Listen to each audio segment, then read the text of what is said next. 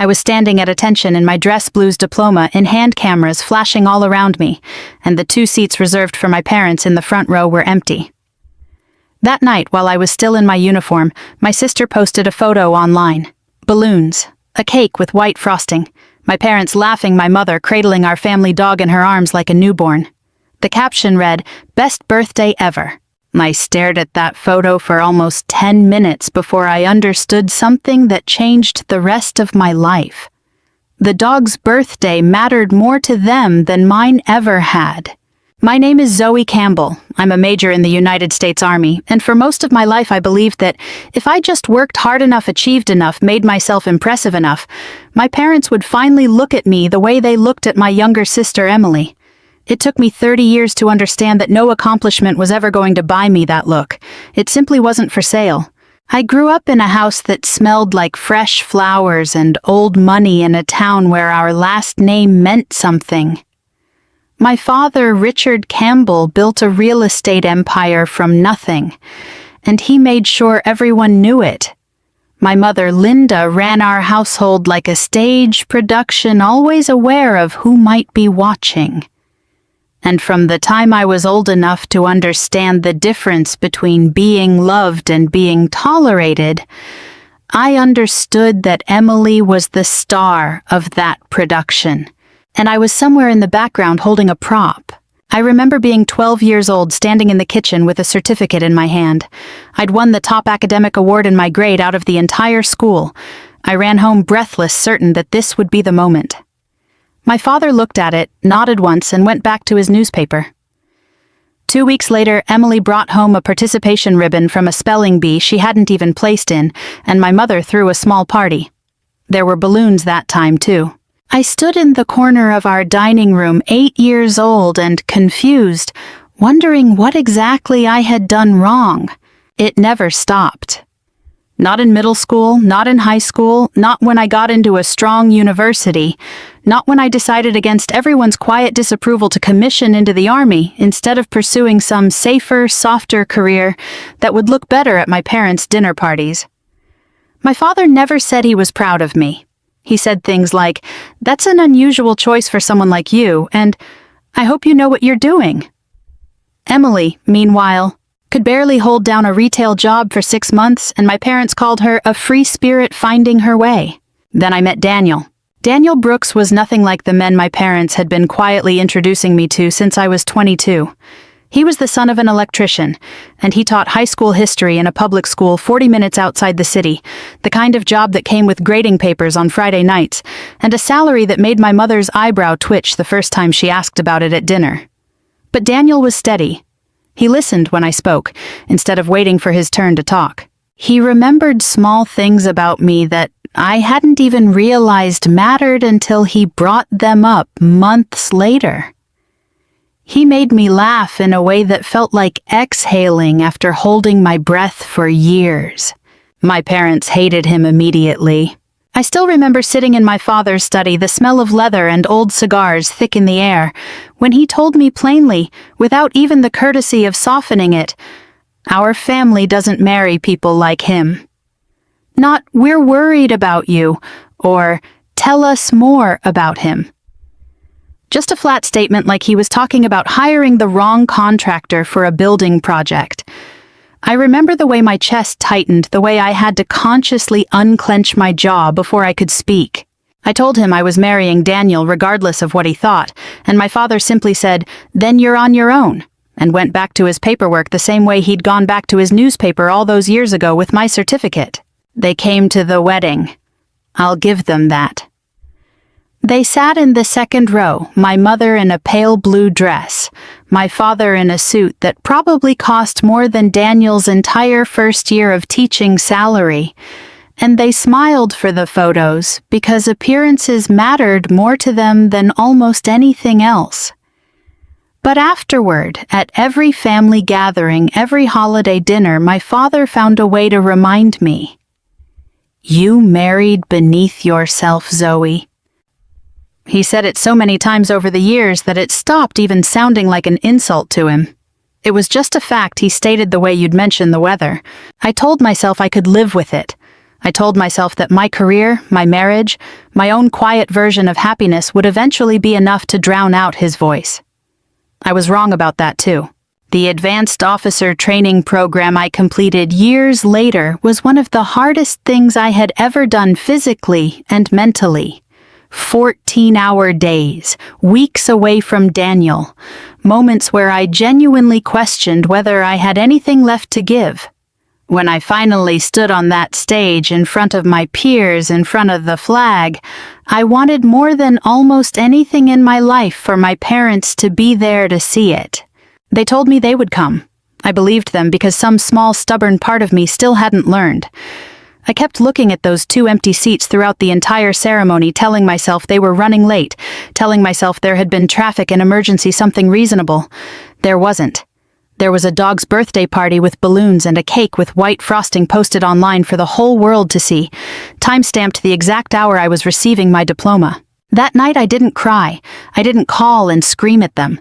I did something quieter and, in its own way, far more permanent. I picked up my phone and one by one I blocked every number. No calls, no emails, no letters, no social media. Complete and total silence on my end and theirs. 5 years passed that way. Then my phone rang. A number I hadn't seen in half a decade lit up my screen. Arthur Benson, my father's longtime attorney. I almost didn't answer. Some old tired part of me wanted to let it ring out the way I'd let 5 years of birthdays and holidays ring out. But something made me pick up. "Your father needs one signature," Arthur said, his voice careful, almost apologetic. "Tell him he lost that privilege 5 years ago," I said, and I meant every word of it. There was a pause on the other end, longer than I expected. "Please," Arthur said quietly, "just hear me out." Arthur Benson had known my father for over 20 years, and in all that time he'd never once called me directly. Every interaction I'd had with him growing up had gone through my father, first a filtered, formal kind of contact that always felt more like business than family. So when he asked if he could come to my house in person to talk, I felt something shift in my chest. Not hope, exactly. Something more like caution. I told him yes, before I had time to talk myself out of it. He arrived on a Saturday afternoon in late spring, driving a dark sedan that looked out of place on our quiet street where the driveways were cracked and the fences leaned slightly from years of wind and weather. I watched him through the front window as he parked, straightened his jacket, and looked up at our house with an expression I couldn't quite place. Surprise, maybe, or something closer to reassessment. Daniel was outside when Arthur pulled up sleeves rolled to his elbows, replacing a fence post that had rotted through over the winter. He wiped his hands on his jeans and shook Arthur's hand with the easy warmth that came so naturally to him, the same warmth that had once made my father sneer with disdain. Arthur shook his hand back, and I saw something flicker across his face, a kind of quiet observation, like he was recalibrating something he'd believed for a long time. We sat at our kitchen table, the same table Daniel had built himself the year we moved in, sanded and stained on weekends after long days of teaching. I made coffee, nothing fancy, just the coffee we drank every morning. Arthur looked around at our small kitchen, at the photos on the refrigerator, at the modest, lived-in comfort of our home, and I could tell he was searching for something he expected to find, and hadn't. "You have a nice life here," he said finally, and I couldn't tell if it was an observation or an apology. "We do," I said. "It's ours." He nodded slowly, then reached into his briefcase and pulled out a thick folder, the kind of document packet that immediately makes your stomach tighten before you even read the first page. He slid it across the table toward me. "Your father needs your signature on this," he said. "It's related to some estate matters. Your grandfather's trust." "What kind of estate matters?" "It's mostly paperwork," Arthur said, and there was something in the way he said it, too smooth, too rehearsed, that made the hair on my arms stand up. "A formality, really. Richard just needs to update some of the trust documentation, and your signature is required as one of the beneficiaries." I opened the folder and began to read. I want to be honest about something here. I've spent years learning to read carefully to catch details that others miss, whether it was a supply manifest that didn't add up or a training report that had been quietly altered before it crossed my desk. The Army teaches you that details matter, that the difference between disaster and safety is often buried in a single overlooked line. So when I started reading through that document, I wasn't reading it the way my father assumed I would. He expected the daughter who used to accept whatever he handed her without question. He didn't know that daughter didn't exist anymore. The language was dense, deliberately so filled with legal phrasing that seemed designed to discourage careful reading rather than invite it. There were references to waiver of beneficiary interest and restructuring of distributive shares, and clauses that seemed to circle around each other without ever quite saying plainly what they meant. I read one paragraph 3 times and still couldn't tell you in plain English what it was actually asking me to give up. Arthur sat across from me, his fingers tapping lightly against his coffee cup, a small unconscious rhythm of impatience. Every few minutes he'd glance at his watch, then catch himself and look back up at me with a practiced, patient smile. "Take your time," he said, though his tone suggested the opposite. "I intend to," I said. I kept reading. The more I read, the more something in my gut told me this wasn't the simple formality Arthur was describing. There was a section buried on the 4th page discussing an adjustment to primary distribution percentages that seemed to shift significant weight away from equal shares. Equal shares between who exactly the document didn't say plainly. It was written in a way that assumed I would sign quickly, trust the process, trust my father the way I used to. I looked up at Arthur. "This says my grandfather established this trust, not my father." "That's correct," Arthur said. "Your father has managed it on behalf of the beneficiaries since his passing." "Managed it," I repeated. "Not owned it." "Correct." "Then why does he need my signature to change how it's distributed if he doesn't have authority to change it in the first place?" Arthur paused just slightly too long before answering. "It's a bit more complicated than that. There are provisions that allow for adjustment with beneficiary consent." "Whose consent specifically?" He didn't answer that one directly, and that silence told me more than anything he could have said out loud. I closed the folder slowly and slid it back toward him. "I'm not signing this today," I said. "Zoe, your father was hoping this could be resolved quickly. There's a bit of time sensitivity involved." "I understand," I said, and I meant it in a way he probably didn't intend. I understood perfectly. Whatever this was, someone wanted it signed fast before I had the chance to look too closely, and I had spent enough years learning to recognize urgency used as a pressure tactic to know exactly what I was looking at. "I'll have my own attorney read this," I said, "before I sign anything." For the first time since he'd walked through my door, Arthur looked genuinely caught off guard. Not offended, not defensive, just quietly, visibly surprised, as if the idea that I might not simply comply had never occurred to him or to the man who had sent him. I found my own attorney within the week. Her name was Patricia Alvarez, a sharp, methodical woman who had handled estate disputes for over 15 years and had the kind of quiet confidence that made you trust her within the first 5 minutes of conversation. I handed her the folder Arthur had left with me and told her everything. The timeline, the pressure, the vague language that seemed built to discourage careful reading. She called me 4 days later. "Zoe," she said, "I need you to sit down for this." I was standing in my kitchen when she called, dish towel still in my hand, and something about her tone made me lower myself into a chair anyway. "Your grandfather," she began, "established a trust nearly 30 years ago. It's very specifically structured, and I want to walk you through exactly what it says because I don't think your father expected either you or your sister to ever actually read the founding documents."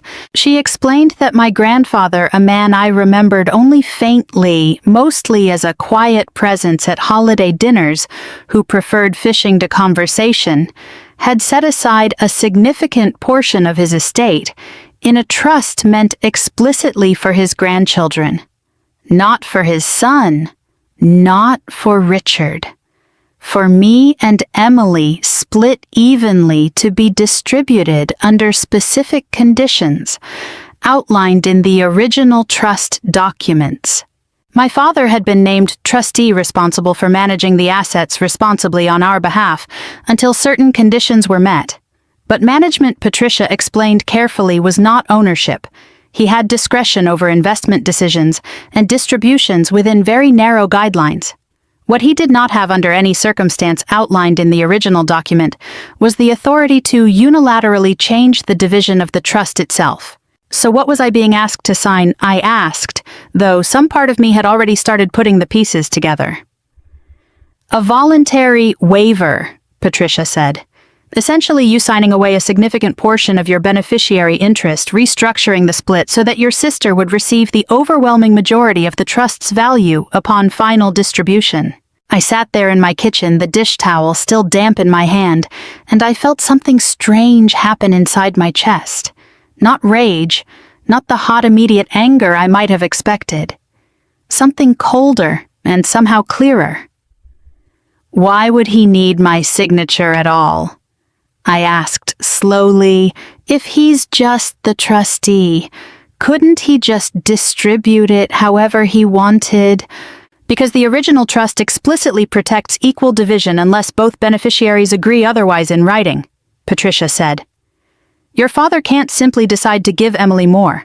The only way that happens is if you sign away your share voluntarily, which is likely why there was pressure to move quickly and why the language in that document was written the way it was. It's designed to obscure exactly what you'd be giving up. I thought about Emily's birthday parties.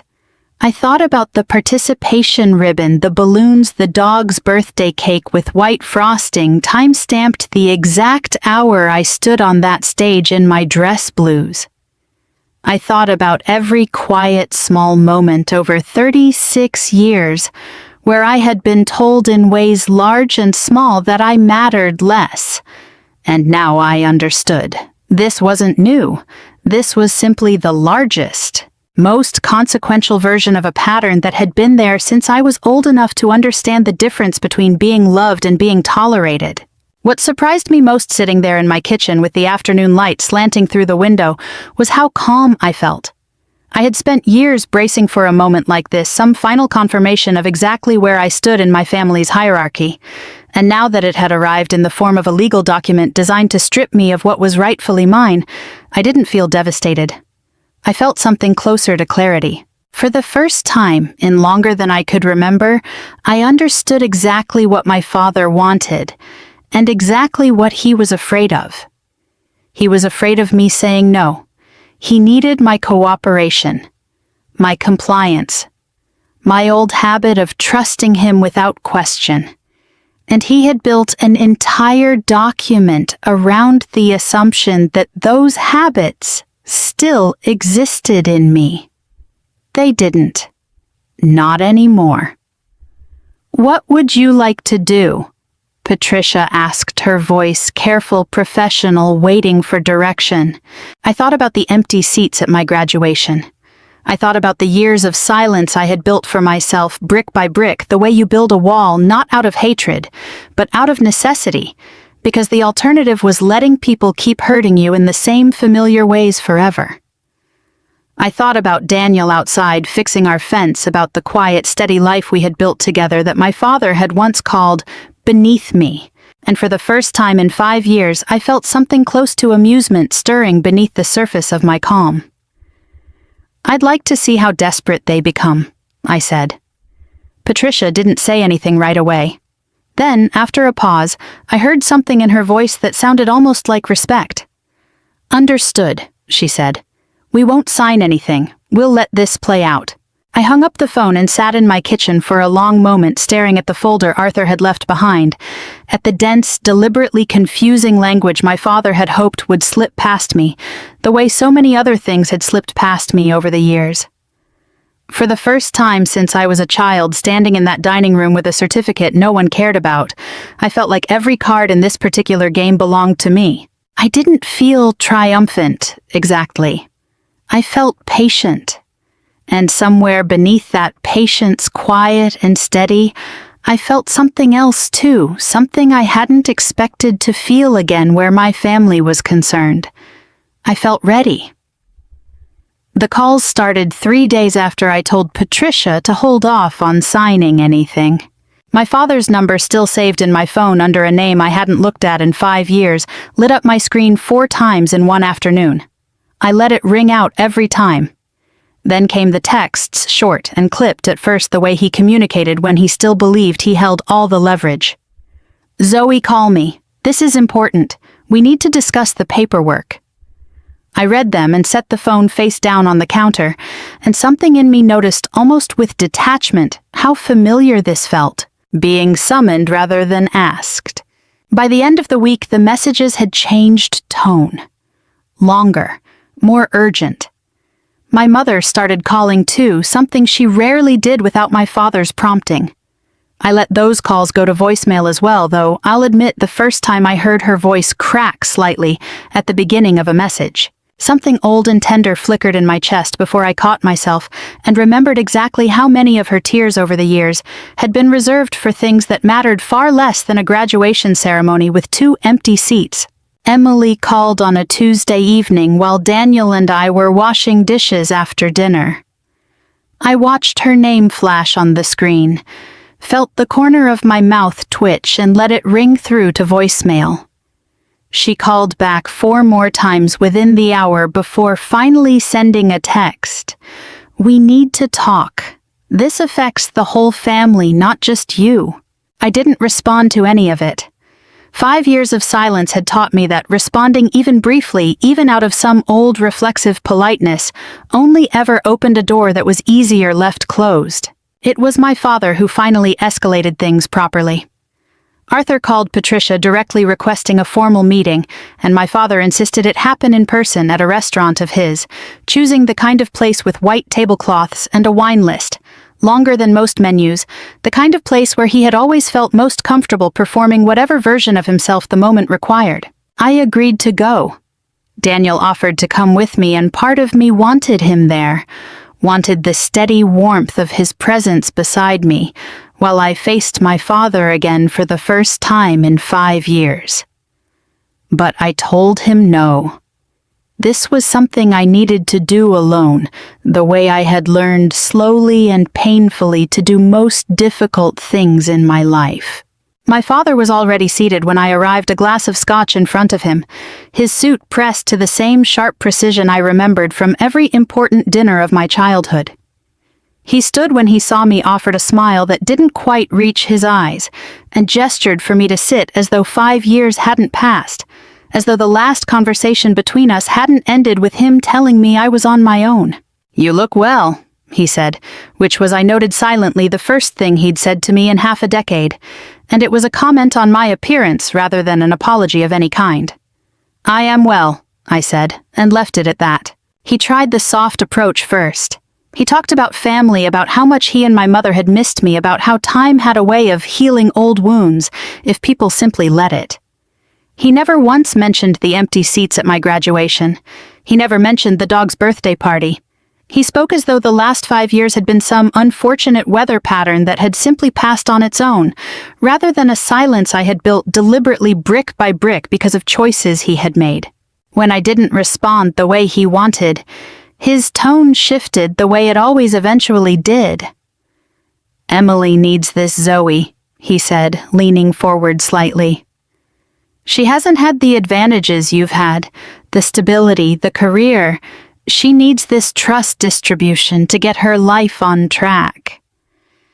"I built my stability myself," I said quietly. "No one handed it to me." "You're already successful," he continued as though I hadn't spoken. "You have your career, your husband." And here his voice dipped slightly, the old familiar condescension surfacing despite his effort to keep it buried. "Your simple little life. Why do you need more?" There it was. The same phrase wearing slightly different clothes, married beneath yourself. Except this time it was dressed up as concern for my sister rather than judgment of my choices. But underneath it was exactly the same sentiment that had followed me through every family gathering for a decade. I was successful enough to not need what was rightfully mine, and Emily was needy enough to deserve what was never rightfully hers. I reached into my bag and set the folder Patricia had prepared on the table between us, the full breakdown of my grandfather's original trust documents, the explicit language protecting equal division, the section my father had hoped I would never read closely enough to understand. I watched something change in his face as he saw it. The polished, patient expression he'd worn since I arrived cracked slightly at the edges, replaced by something sharper, more alert. "Where did you get that?" he said quietly. "I read it," I said. "All of it. Every word grandfather actually wrote, not just the parts you wanted me to see." His jaw tightened. For a long moment he said nothing at all, and I watched him recalculate. Watched him understand finally that the daughter sitting across from him wasn't the same one who used to accept whatever he handed her without question. I stood up before he could recover his composure. "No," I said, "just that, nothing more." And I walked out of that restaurant without looking back, leaving him sitting there with his scotch and his folder, and for the first time in his life, no answer ready at all. The legal letters started arriving within 2 weeks. My father, it turned out, didn't take rejection well, especially not from someone he'd spent 36 years believing he could control simply by controlling the narrative around her. He hired an outside firm separate from Arthur and began what Patricia called an aggressive posture. Filing motions, questioning the validity of my refusal to sign, arguing in dense legal language that my grandfather's original intent had been misinterpreted for decades and needed judicial clarification. Patricia read through each filing with the same patient thoroughness she'd shown from the beginning, and each time she'd call me afterward calm and measured. "He's grasping," she told me once. "These arguments don't hold up against the plain language of the trust. He's hoping the cost and stress of litigation will make you fold before this ever reaches a judge." He didn't understand that I had spent a career training for exactly this kind of pressure. Long deployments teach you things about endurance that don't show up on paper. You learn to function clearly when everything around you is designed to make you panic. You learn that the person who stays calmest usually wins, not because they're smarter, but because panic clouds judgment and clarity survives it. Emily, meanwhile, took a very different approach. She posted about it. Vaguely at first, the kind of cryptic social media post designed to invite sympathy without naming names. Some people only care about money. Family means nothing to some people anymore. Then, less vaguely, a post that named me directly, calling me selfish, accusing me of trying to steal what our grandfather intended for her, of abandoning our family for 5 years, and then swooping back in only when there was money involved. Old friends from high school started reaching out. People I hadn't spoken to in over a decade, suddenly curious, suddenly concerned, asking careful, probing questions dressed up as concern. "Is everything okay with your family?" Emily posted something concerning. I didn't respond to any of it. I had learned slowly and at real cost that explaining yourself to people who had already decided what story they wanted to believe rarely accomplished anything except exhaustion. Instead, Patricia and I let the paperwork speak. Every accusation, every legal maneuver from my father's team was met with documentation. The original trust language. The explicit clause protecting equal distribution. Records showing my father's management fees over the years, fees that upon closer inspection appeared to exceed what the trust's own guidelines allowed him to draw.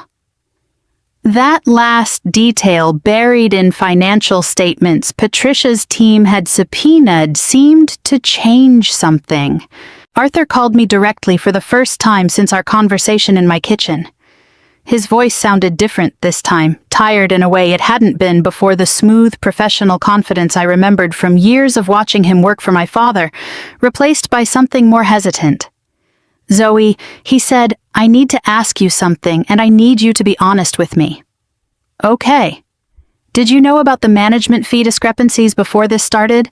"No," I said honestly. "My attorney found them during discovery." There was a long pause on his end. "I've represented your father for over 20 years, he said finally quietly. "I trusted his account of things when this began. I believed him when he said this was simple paperwork, a formality." Another pause, longer this time. "I don't think that's true anymore." I didn't say anything right away. Some old part of me wanted to feel vindicated, wanted to feel the satisfaction of being believed after years of not being believed. But mostly what I felt was something quieter, more complicated. Arthur wasn't my enemy. He was simply a man who had trusted the wrong person for a very long time, the way I once had. "What made you change your mind?" I asked. "The fee statements," he said. "And something else. He asked me to draft language that would obscure the redistribution clause more heavily after your attorney started asking questions. He wanted it harder to detect on a casual read. I've drafted a lot of documents for your father over the years, Zoe. I've never drafted one meant to deceive a client's own daughter." His voice caught slightly. "I think I need to reconsider my position on this matter entirely." I sat with that for a moment, staring out my kitchen window at Daniel in the yard, patiently teaching our neighbor's kid how to throw a proper spiral with a football, completely unaware of the conversation happening inside. Steady, kind, exactly the kind of person my father had once called beneath me. "Thank you for telling me," I said to Arthur, and I meant it. "I think," Arthur said slowly, "your father lied to me about the nature of this whole request from the very beginning." The final negotiation meeting was scheduled for a Thursday morning in a conference room on the 14th floor of the building where Arthur's firm had operated for as long as I could remember. My father requested it be held there rather than at Patricia's office, and I understood why the moment I walked in. He wanted home field advantage, the polished mahogany table, the wall of windows overlooking the city, the entire performance of power that had always been his preferred language. He arrived exactly on time, dressed impeccably, carrying himself with the same confident posture I'd watched my whole life, the posture of a man who had never once doubted that things would eventually go his way. Emily sat beside him, arms crossed, refusing to look directly at me. My mother wasn't there. I noticed that immediately, and something in me understood that she had likely chosen once again to remove herself from the uncomfortable parts of family conflict, the way she always had.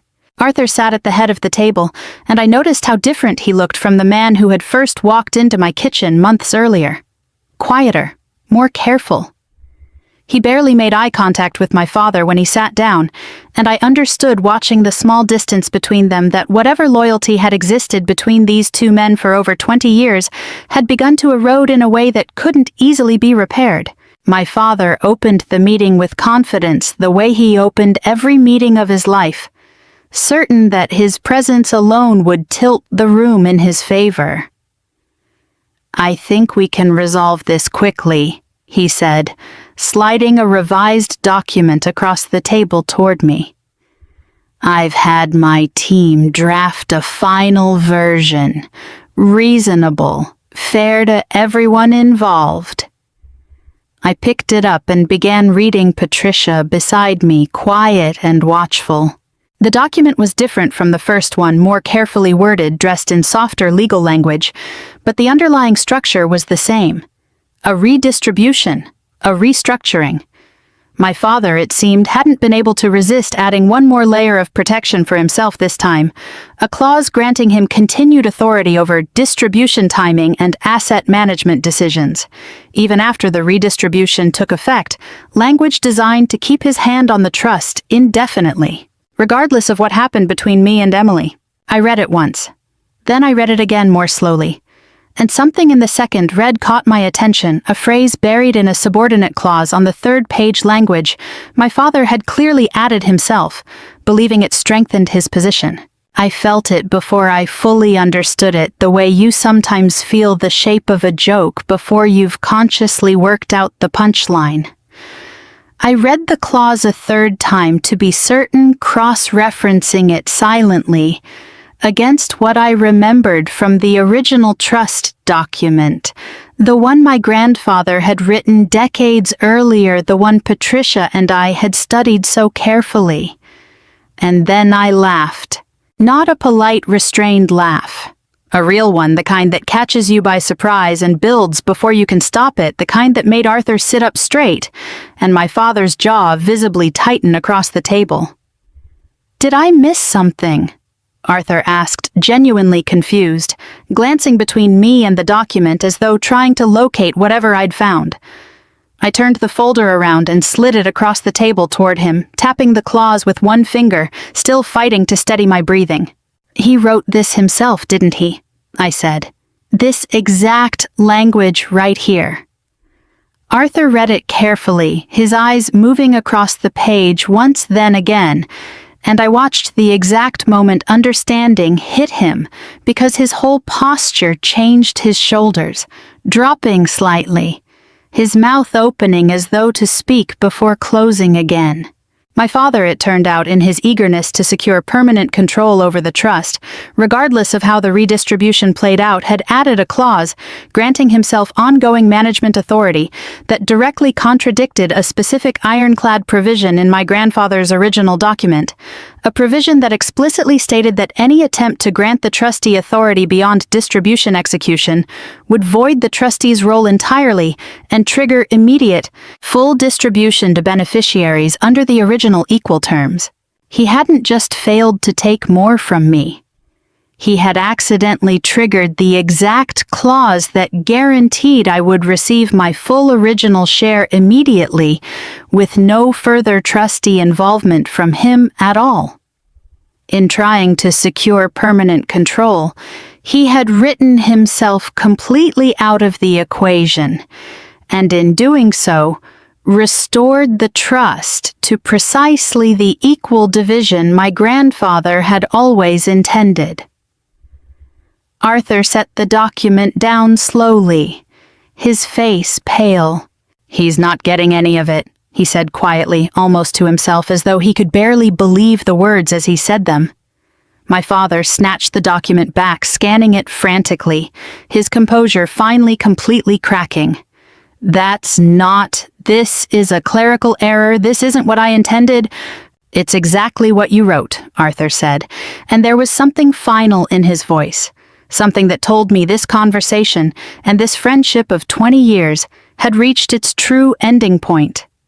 "I told you not to add that clause without letting me review it first. You insisted on handling it yourself." Emily looked between the two of them, utterly lost, still not understanding what had just happened, still waiting for someone to explain how this had gone so wrong so quickly.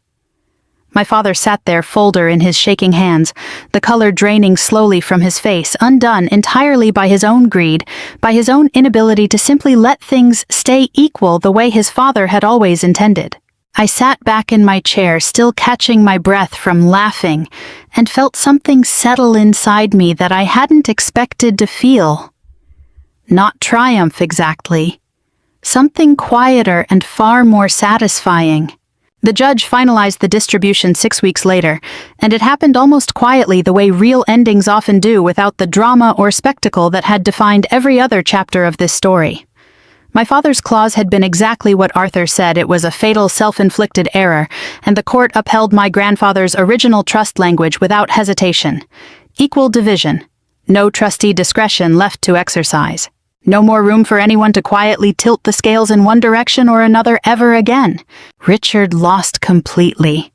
And I want to be honest about something here. I didn't feel the satisfaction I expected to feel. I thought somewhere in the back of my mind that watching him lose would feel like justice, finally arriving loud and complete.